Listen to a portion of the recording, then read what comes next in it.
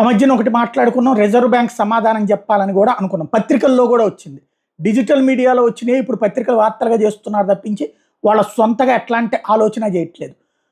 అదే ఇక్కడ సమస్య. ఆ రోజు నేను ప్రధానంగా ప్రస్తావించా, 500 రూపాయల నోట్లు ఏదో మారిపోతున్నాయని పత్రికల్లోనే వచ్చింది, ఈనాడు జ్యోతి లాంటి వాటిలోనే వచ్చింది. ఇట్లాగా ఏదో 500 రూపాయల నోట్లు దశల వారీగా చలామణిలో తీసేస్తారన్న ప్రచారం జరుగుతుంది అన్నటువంటి బిజినెస్ పేజీల్లో వచ్చినటువంటి. అయితే దానికి అనుగుణంగానే ఈ మధ్యన కూడా జరిగినాయని కొన్ని వాళ్ళ బిజినెస్ పేజీలో రాసుకొచ్చారు ఏదో కొన్ని చర్యలని. అయితే ఇప్పుడు రిజర్వ్ బ్యాంక్ దీని మీద స్పష్టత ఇచ్చేసింది. వాట్సాప్ ద్వారా ఈ అంశం మీద తప్పుడు ప్రచారం చేస్తున్నారు, ఇది సైబర్ నేరగాళ్ల ప్రచారము.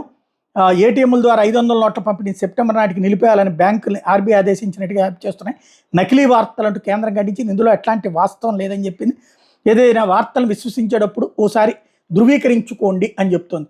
ఇన్ని రోజులు లేటు పట్టింది, దాదాపుగా నెలన్నర అయినట్టుంది.